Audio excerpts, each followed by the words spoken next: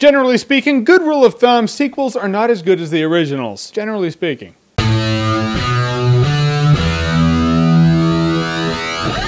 Kung Fu Panda 2. So Kung Fu Panda 1 was the story of a panda played by Jack Black, who is the chosen one and learns Kung Fu. And it was a good movie, it was enjoyable, so naturally, sequel time. And how does the sequel stack up? Kung Fu Panda 2 does exactly what a sequel should do. First of all, we'll take Po, the panda. So in the first one, he learns Kung Fu and he saves the day. So naturally, he knows Kung Fu now. Usually that's a problem for sequels, so what they'll do is they'll nerf him. They'll make him a bumbling idiot again who doesn't know Kung Fu like he was in the first one. Not Kung Fu Panda 2. In Kung Fu Panda 2, Po is a badass. I mean, yeah, he's still bumbling and lovable, but he throws down when he needs to. The dude knows Kung Fu. He's kind of like Michelangelo from the Ninja Turtles. He's funny, he's not the most coordinated turtle, but still knows his martial arts and he throws down. So I like how they kept everything he learned from the first one, and they moved forward with it, not back. And so now we have the villain, a peacock voiced by Gary Oldman who threatens all of Kung Fu. And this guy has some big shoes to fill because Ian McShane was the bad guy in the first one, and he was bad at it. He's Ian McShane. As you've probably found out by now, I like Ian McShane playing villains. That being said, I've also seen The Professional and The Fifth Element. Gary Oldman's an awesome villain as well. And he is great as the villainous peacock who threatens all of Kung Fu. And what I liked about his character is his character was actually a lot different than Ian McShane's from the first one. It's really easy to cookie cutter villains in movies nowadays, so I really liked him as a villain. I personally think the villain in Kung Fu Panda 2 stands up in terms of status of villain in the likes of Scar and Jafar. Yeah, he was awesome. And the story in Kung Fu Panda 2 is great. They go deeper into the story of Po. Everything you look for in a sequel is in Kung Fu Panda 2. Not to mention it's a CGI movie, so the 3D looks awesome, and the cinematography in Kung Fu was every bit as awesome as you'd expect in a summer movie. And I'm not gonna lie to you, in the end of the movie when everything's just going down, it's all coming to a head, you just sit back and you're like, this movie is awesome. And it was funny too, it has some really good humor in it. I really can't find much bad in Kung Fu Panda 2. When you have a movie with a cool character and a cool villain that delves into the main hero at a personal level, has some sweet emotion, because the movie does have some good emotion in it. As I say, the movie had heart and it did it well. And the movie has awesome Kung Fu and cinematography. What's not to like? It's one of those, I wouldn't call it a kid's movie. It's a family movie for sure. But if you're an adult and you go see Kung Fu Panda 2, there is no way you're gonna walk out of that movie and go,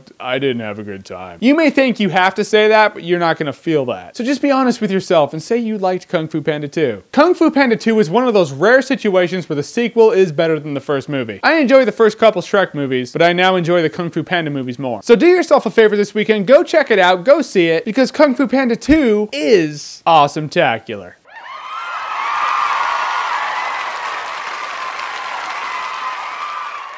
I was really debating as to whether or not Kung Fu Panda 2 was buy it on Blu-ray or awesome-tacular, but I gotta say, it hit all the right notes. And if you like what you've seen here and you want to see more, click right here to see more, because there's always more.